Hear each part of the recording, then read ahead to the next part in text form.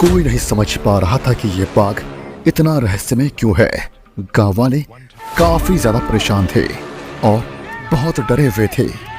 जो भी शिकारी उसका शिकार करने की कोशिश करता वह मारा जा रहा था। और पिछले 2 महीनों में इस बाघ ने इतने लोगों की जान ली जितना किसी ने सोचा भी नहीं था।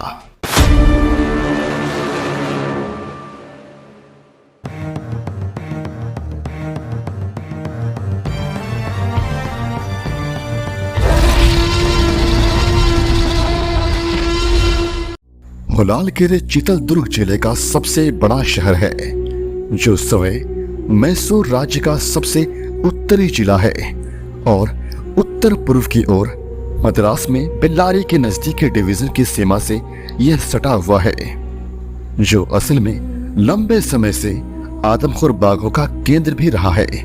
और यहाँ मैन ईटिंग एक्टिविटीज आमतौर पर देखा गया है, और ऐसा इसीलिए क्योंकि इस इलाके के बाघों ने इंसानी मांस के प्रति स्वाद विकसित कर लिया है। लगभग 10 साल पहले इस क्षेत्र में बाघों द्वारा इंसानी हत्याओं के कई मामले सामने आए थे। ऐसे में सरकार ने आदमखोर बाघों को मारने के लिए पूरी छूट दे रखी थी और इस अनाउंसमेंट को लोकल मैगजीन में पब्लिश भी किया गया था। उस समय बेंगलुरु में एक शिकारी कपल रहा करते थे, जो थे एंगस मैक्टाविश और उसकी पत्नी, जो एक बाघ, विशेष रूप से एक आदमखोर बाघ को मारने के इच्छुक थे। और उन्होंने मुझे सुझाव दिया कि हम 3 लोगों को मिलकर 3-4 सप्ताह के लिए आदमखोर बाघ के शिकार पर निकलना चाहिए। ऐसे हालात में हम बेंगलोर से मैक्टाविश के कार में चित्रदुर्ग पहुंचे, जहां हमने जिला वन अधिकारी को हाल ही में हुई हत्याओं और वे कहां हुई थी के बारे में सभी संभावित जानकारी प्राप्त करने के लिए बुलाया। यह अधिकारी बहुत सपोर्टिव था और उसने हमें बताया कि मौजूदा आदमखोर की मूवमेंट चित्रदुर्ग शहर के बाहरी इलाके से लेकर होलालकेरे शहर तक फैली हुई है, जो दक्षिण पश्चिम दिशा में लगभग 10 मील दूर है। और वहां से 9 मील दक्षिण की ओर होसदुर्गा का छोटा सा गांव है, जहां हाल ही में आदमखोर बाघ ने 2 आदमियों को मौत के घाट उतार के उन्हें उठाकर ले गया था।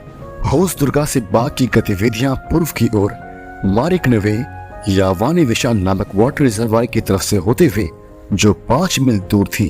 और यहाँ मौजूद लेक में काफी मछलियां और मगरमच्छ मौजूद थे। इस झील के किनारे किनारे और उत्तर की ओर एक ऊबड़ खाबड़ लाइन में चित्रदुर्ग शहर तक देखा गया था। वास्तव में उन्होंने हमें आश्वासन दिया आदमखोर को एक पुराने किले के खंडरों के बीच देखा गया था, जो योगी मठ नामक एक छोटी सी पहाड़ी पर स्थित था और यह शहर से दक्षिण की तरफ था। मुझे पता था कि इस पुराने किले के परिवेश में लंबे समय से आवारा भालू और तेंदुओं का आना जाना लगा रहता है। साथ ही कभी कभार बाघ भी यहाँ आया जाया करते हैं। लेकिन आगे और पूछताछ करने के बाद हमने होलालकेरे और होसदुर्गा की ओर जाने का निर्णय किया, जहां हम अपना केंद्र स्थापित करने वाले थे।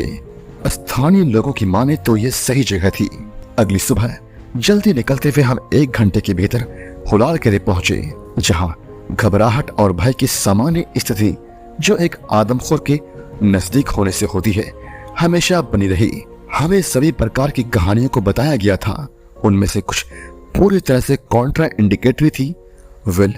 सभी कहानियों को मद्देनजर रखते हुए हम इस नतीजे पर पहुंचे कि आदमखोर एक बहुत ही रहस्यमय जानवर था, जो हर जगह पहुंच जाया करता था और अनएक्सपेक्टेडली उन जगहों पर भी नजर आता था जहां उसके होने के चांसेस सबसे कम होते थे।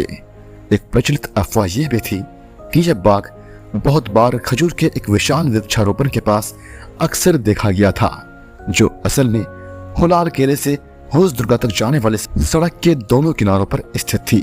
हमें बताया गया कि इसके पगमार्क्स को लगभग रोजाना सड़क पर देखा जा सकता था और 9 मील तक हमें हर रोज कार से आने जाने की सलाह दी गई और कहा गया, अगर हम ऐसा करते हैं तो हमारी निश्चित रूप से आदमखोर से मुलाकात हो जाएगी, खासकर खजूर के पेड़ों के बीच से गुजरने वाली सड़क पर। यह जानकर हम निकल पड़े। शाम 7 बजे 1 मील जाने के बाद खजूर के पेड़ों से घिरा सड़क मिल गया जो काफी घना था। इस पॉइंट से हमें सभी दिशाओं में स्पॉटलाइट चमकाते हुए कछुए की चाल से आगे बढ़ने लगे, जबकि चमचमाती हेडलाइट्स हमारे सामने सड़क पर इधर उधर घूम रही थी। आधे मील तक इसी तरह आगे बढ़ते हुए हमें एक बहुत ही काला बालों वाला आदमी मिला, जो हमारे दाहिनी ओर लगभग 15 फीट ऊंचे खजूर के पेड़ पर चढ़ गया था और छोटे पीले रंग के खजूर के गुच्छों को निगलने में व्यस्त था, जो आधे पके हुए थे और नुकीले पत्तों के बीच गुच्छे में लटके हुए थे। हम करीब आए और कार को रोक दिया। तभी यह अजीब आदमी नीचे उतरने लगा। हालांकि आधे रास्ते उतरते हुए वह रुका और हमारे चारों ओर देखने लगा, और मेरे साथी यह जानकर आश्चर्यचकित रह गए कि वह अजीब आदमी असल में एक सुस्त भालू था, जो खजूर की दावत में व्यस्त था। मैं शुरू से ही जानता था कि यह एक भालू है, लेकिन मैं चाहता था कि मेरे साथी समय देखे, क्योंकि उन्हें ही वह भालू इंसान लग रहा था। वेल, अपनी .3005 स्प्रिंगफील्ड राइफल के साथ श्रीमती मैकटाविश ने कार से फायरिंग की और भालू को मार डाला, जिससे भालू जोरदार गड़गड़ाहट के साथ जमीन पर आ गिरा। फिर हम कुछ भी देखे बिना होश दुर्गा की ओर चल पड़े और हुलाल केरे लौट आए और प्रत्येक दिशा में 2 बार आगे और पीछे करने लगे। लेकिन अपनी अंतिम वापसी यात्रा में भालू के शव के पास एक लकड़बग्घे के अलावा कुछ भी नजर नहीं आया। इसीलिए इस डर से कि अगर हमने शव को अब और वही छोड़ा तो वह बर्बाद हो जाएगा, हम तीनों ने भारी प्रयास से मैक की कार के इंजन और सामने वाली मडगार्ड के बीच भारी शरीर को ऊपर उठाने में कामयाबी हासिल की। लंबे होने के बावजूद भालू के बाल फिसलन भरे होते हैं और इनके किसी भी हिस्से को मजबूती से पकड़ना काफी मुश्किल होता है, जो वजन उठाते ही किसी की उंगलियों से फिसलने लगता है। अगली सुबह हमने हुलाल किले के ट्रैवलर बंगले में चाय पी, साथ में गरम दलिया, बेकन और अंडे भी खाए, जिसे श्रीमती मैकटाविश ने बेहतरीन ढंग से तैयार किया था। फिर भालू की खाल उतारने के बाद हमने हाल ही में 2 मानव हत्याओं के बारे में विस्तार से जानकारी प्राप्त करने के लिए होश दुर्गा जाने का फैसला किया। दिन के उजाले में खजूर के बागानों को पार करने से हमें आसपास के पूरे इलाके का अंदाजा हो गया, जिसे एक रात पहले समझना असंभव था। और बाघ को देखने या गोली मारने की तो खैर उम्मीद बिल्कुल भी नहीं थी। होश दुर्गा में हमें पहले 2 दर्दनाक हमलों की कहानी सुनाई गई। पहली घटना लगभग 3 सप्ताह पहले हुई थी, जब 11 साल की एक लड़की, जो संयोग से तालुक के अमलदार की दूर की रिश्तेदार थी, गांव के बाहरी इलाके में एक घर में अपने माता पिता के साथ रहती थी। रात 8 बजे शायद नेचर कॉल की वजह से वह बाहर निकली, लेकिन अफसोस उसे फिर कभी नहीं देखा गया था, ना ही उसकी कोई चीख कभी सुनाई दी। उसके ना लौटने से चिंतित होकर उसके माता पिता लालटेन लेकर उसके पीछे गए, लेकिन उसका कुछ भी पता नहीं चला, न ही जमीन पर कोई निशान किसी को दिखाई दिया। अधिक से अधिक भयभीत होने पर उन्होंने गांव को जगाया और 2 घंटे में लगभग 50 लोगों की एक पार्टी लालटेन, लाठियां, कुल्हाड़ी और 2 बंदूकों से लैस होकर लड़की की तलाश में आगे बढ़ी। हालांकि उस रात के अंधेरे में उन्हें कुछ नहीं मिला। अगले दिन और प्रयास किए गए तो फटे हुए अंडरगारमेंट के कुछ टुकड़े आधे मील दूर कांटे के बीच उलझे हुए मिले। उस छोटे बच्चे के अवशेष का कभी कुछ पता नहीं चला। दूसरी हत्या 12 दिन पहले इस तरह से हुई थी, जब मारिकनवे का जलाशय, जो पूर्व से लगभग 5 मील दूर था, वहां एक दिन इसके किनारे लगभग आधे रास्ते में और होश दुर्गा हुलाल केरे से सटा एक छोटा सा झरना था, जिसके नजदीक ही एक छोटा लेकिन काफी गहरा वाटर पूल था। इस तालाब का उपयोग गांव के 2 भाई, जो पेशेवर धोबी थे, कपड़े धोने के लिए एक सुविधाजनक स्थान के रूप में इस्तेमाल करते थे। उनके पास 3 गधे थे, जिनका उपयोग तालाब से कपड़े धोने और लाने ले जाने के लिए किया जाता था। उस शाम लगभग 5 बजे उन्होंने अपना काम पूरा किया, गधों को नादा और घर की ओर लौट पड़े। ऐसा कहा जा सकता है कि इन गधों की वजह से इनका व्यापार फल फूल रहा था, इसलिए उनकी विशेष देखभाल की जाती थी। इस लिहाज से एक भाई आगे चलता था और उसके बाद लाइन में 3 गधे चलते थे और दूसरा भाई सबसे पीछे आता था।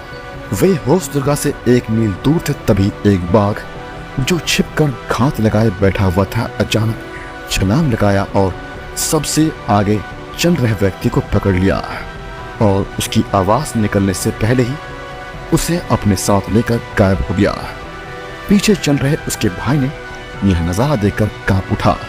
कुछ पल के लिए वह जम सा गया और उसे कुछ भी समझ नहीं आ रहा था, इसलिए वह वापस उसी तालाब के पास पहुंच गया जहां से वह अभी अभी निकला था। जब रात के 8 बज गए और दोनों भाई घर नहीं लौटे अपने गधों के साथ, तब उनकी पत्नियां चिंतित हो गई और पूरे गांव में बात फैल गई। रात 10 बजे तक लालटेन लाठियां और निश्चित रूप से बंदूकों से लैस कुछ पुरुषों की एक सर्च पार्टी खोज में निकल पड़ी। कुछ ही देर में उसकी नजर 3 लापता गधों में से एक पर पड़ी जो ट्रैक के बीच में आराम से बैठा हुआ था। कपड़े धोने का बंडल अभी भी उसकी पीठ पर बंधा हुआ था।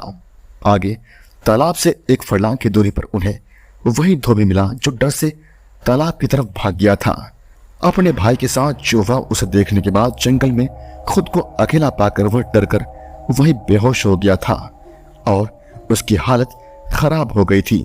उसके मुंह से झाग निकल रहे थे और उसकी आंखें ऊपर की ओर हो गई थी। लगभग 1 घंटा लगा उसको वापस अपने होश में आने में और जो कुछ भी हुआ उसे विस्तार से बताने में। छोटे भाई की बात सुनने के बाद सर्च पार्टी उसे अपने साथ लेकर उसके बड़े भाई को ढूंढने निकल पड़ी और सभी उसी जगह पहुंचे जहां हमला हुआ था और लापता व्यक्ति की तलाश आधे अधूरे मन से किया गया। स्वाभाविक रूप से वह असफल साबित हुआ और सभी ने निर्णय लिया कि अगले दिन वे सभी वापस आएंगे और उसे ढूंढेंगे। निर्णय के अनुसार दिन के उजाले में पार्टी फिर से लौट आई। खोज के दौरान उन्हें फटे कपड़े के टुकड़े, खून के निशान और अंत में उस दुर्भाग्यपूर्ण व्यक्ति के अवशेष मिले जिसे रात ही में 3/4 खा लिया गया था। जो कुछ बचा था उसका सिर, 2 हाथ, 1 पूरा पैर, उन्हीं अवशेषों को एक साथ इकट्ठा किया गया और दाह संस्कार के लिए होश दुर्गा वापस ले आया गया। गांव वाले इस गम से अभी उभरे भी नहीं थे कि तभी एक और खबर ने पूरे गांव को हिला कर रख दिया। वह ये कि 4 दिन पहले एक बैलगाड़ी जिसमें 2 जोड़ी बैल थे हुलाल केरे जा रही थी। होश दुर्गा से 3 मील दूर तभी लगभग 3 बजे एक बाघ ने हमला कर दिया। इस घटना में ड्राइवर गाड़ी से कूदकर भाग गया और जंगल के घुमावदार रास्ते से होते हुए गांव की ओर लौट पड़ा। अगली सुबह एक दल उस गाड़ी को ढूंढने निकला जिसमें एक बैल अभी भी सड़क के किनारे खड़ा था। बमुश्किल 50 गज की दूरी पर दूसरे बैल का बचा हुआ हिस्सा पड़ा हुआ था जिसे बाघ ने मार डाला था और उसे गाड़ी से अलग करके उसके साथी के सामने उसे खा रहा था। इन सभी समाचारों के साथ हमें यह भी बताया गया कि 2 शिकारियों ने एक कमरे वाले छोटे ट्रैवलर बंगले पर कब्जा कर लिया था जिसके बारे में होश दुर्गा गांव का दावा था और ये शिकारी लगभग 5 दिन पहले कार से आए थे। इनके आने से वास्तव में हमारी हंटिंग बाधित हो गई थी क्योंकि जब अन्य शिकारी हमसे आगे निकल गए हो तो आदमखोर को गोली मारने का प्रयास शुरू करना सही नहीं होगा। फिर वो कहावत तो आपने सुनी होगी, too many cooks spoil the food. यही सोचकर हमने शिकार ना करने का निर्णय लिया क्योंकि ज्यादा शिकारी बाघ को मार तो नहीं पाएंगे बल्कि छुपकर गोली चलाने की कोशिश में एक दूसरे को ही गोली मार डालेंगे। जब तक हमने ये सारी जानकारी एकत्रित की तब तक लगभग 10 बज चुके थे और हम हुलाल के लौटने की पॉसिबिलिटीज पर बहस ही कर रहे थे तभी 2 शिकारी वहां आ गए। वे दोनों युवा थे और अनुभवहीन होते हुए वे शिकार को लेकर काफी उत्सुक थे। अपना परिचय देते हुए उन्होंने वे सभी समाचार दोबारा दोहराए जो हम पहले ही सुन चुके थे और यह भी कहा कि उन्होंने पिछले 2 रातों से उस जगह पर जहां धोबी को मारकर खाया गया था एक भैंस को चारा के रूप में बांध रखा था। पहली रात के दौरान कुछ भी नहीं हुआ था और वे आज सुबह यह पता लगाने के लिए निकले थे कि पिछली रात चारा कैसा रहा था। हमने उन दोनों को शुभकामनाएं दी और उनसे कहा कि हम हुलाल किरण लौट जाएंगे ताकि उनके रास्ते में न आए। उन्होंने इस विचार के बारे में नहीं सुना और हमसे अगली सुबह तक बंगले में शामिल होने का आग्रह किया। जब उन्होंने कहा कि उन्हें बिलारी लौटना था जहां से वे आए थे। खैर, बातचीत खत्म होने के बाद वे दोबारा वापस लौटकर आए यह बताने के लिए कि चारा एक रात पहले ही मार दिया गया था और आधा खा लिया गया था। वे दोनों लड़के हमारी मेहमान नवाजी के लिए काफी उत्सुक थे और उन्होंने हमें अपने द्वारा लगाए गए चारे पर नजर रखने के लिए बैठने का मौका दिया। जाहिर है हमने इसके लिए मना कर दिया। दोपहर के भोजन के बाद हम उनके साथ भैंसे की लाश को देखने और हर संभव सहायता प्रदान करने के लिए निकल पड़े। हमने पाया कि लड़कों ने पत्थर से बिखरे हुए क्षेत्र में अपना चारा बांधने का निर्णय नौसमझी से किया था।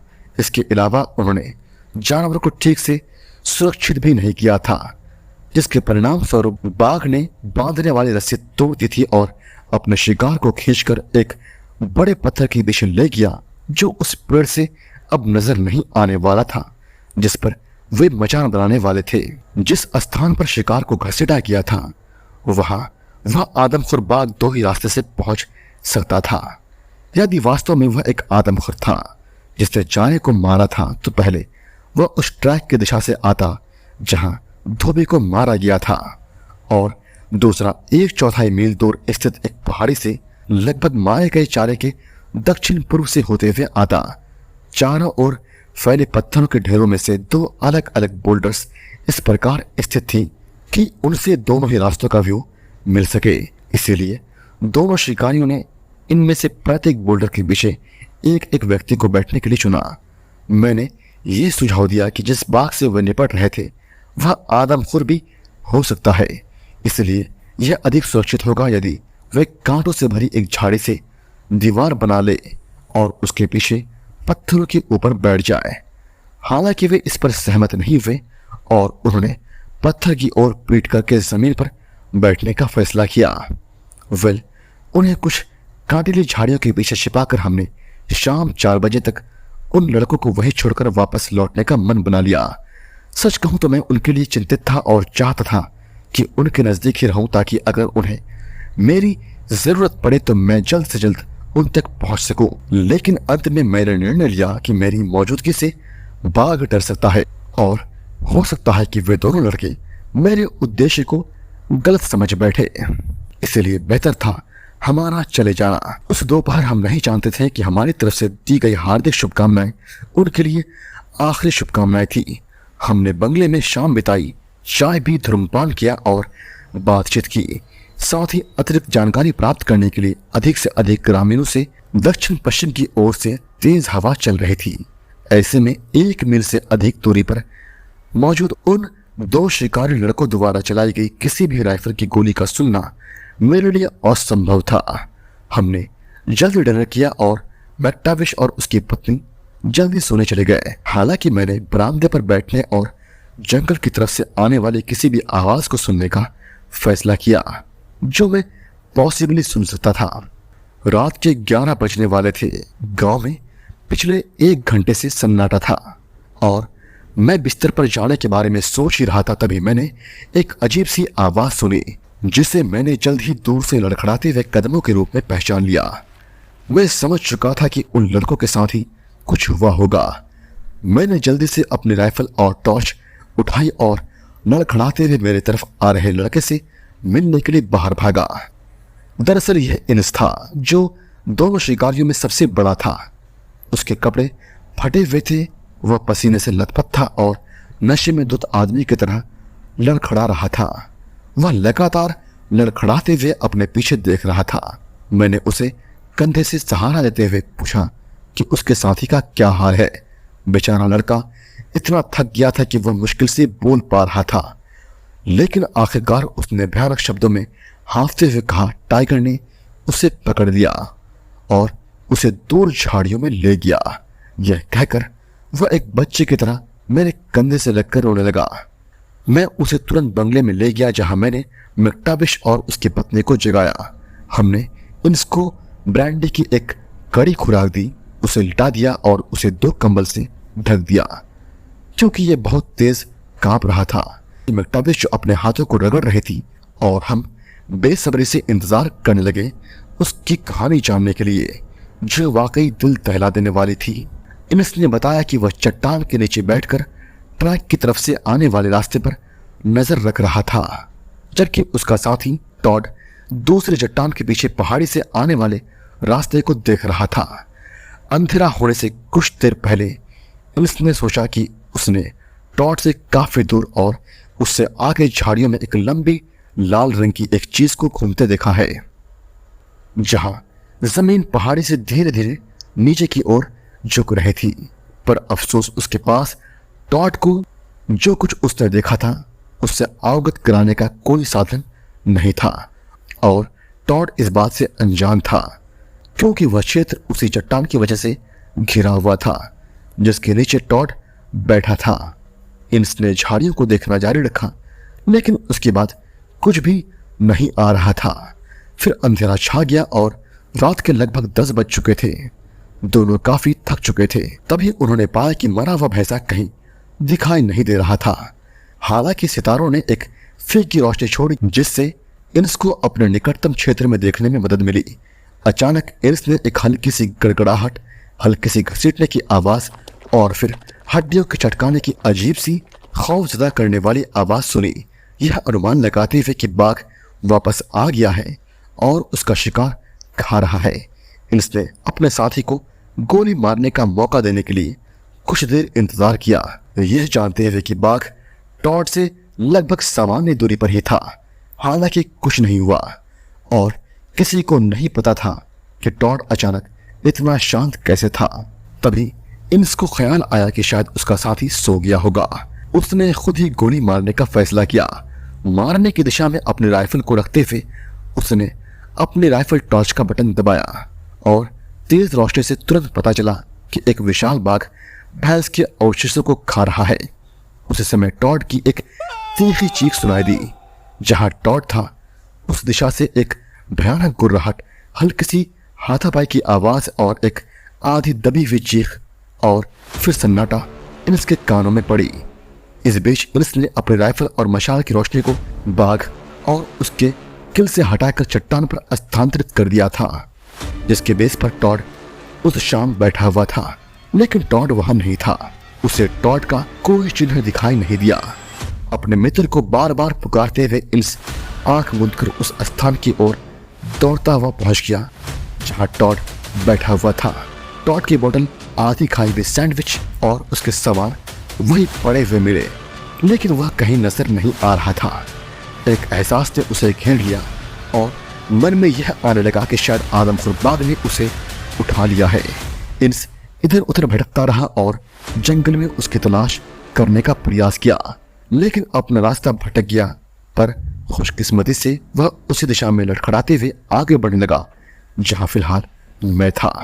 इनिस की कहानी से अब यह स्पष्ट हो गया था कि हमें 2 बाघों से निपटना था, एक जो पशुओं को मार रहा था जबकि दूसरा उससे भी अधिक खतरनाक एक आदमखोर था। वे शायद एक जोड़ा थे, नर और मादा। हालांकि ऐसा जरूरी नहीं था। मैं अपने जीवन में कभी भी ऐसे असामान्य संयोजन से नहीं मिला था। इस बात की संभावना भी थी कि वह एक लिटर के 2 बड़े शावक भी हो सकते थे, जिनमें से एक ने आदमखोर प्रवृत्ति हासिल कर ली थी। जैसा कि इनिस ने बताया था कि चारे को खाने वाला बाघ एक विशालकाय बाघ था, इसलिए यह कंफर्म था कि वह एक सब एडल्ट बाघ तो नहीं था। 15 मिनट के भीतर हमने गांव वालों को जगाया और लगभग 20 अनिच्छुक सहायकों को इकट्ठा किया। हालांकि बंदूक, लालटेन, लाठी और डंडे और माचिस के साथ हम निकल पड़े। श्रीमती मैक्टाविश ने भी हमारे साथ चलने का मन बनाया और इनिस ने भी। हालांकि वह बहुत थका हुआ था और डरा हुआ भी था। मैक्टाविश और मेरे साथी खोजी दल जल्द ही उस चट्टान पर थे जहां टॉड को बाघ ने उठाकर ले गया था। सभी इधर उधर देख रहे थे, लेकिन तभी दोस्तों कहानी आगे और भी खतरनाक और भयानक ट्विस्ट और टर्न के साथ आगे बढ़ेगी। इसका एक और पार्ट है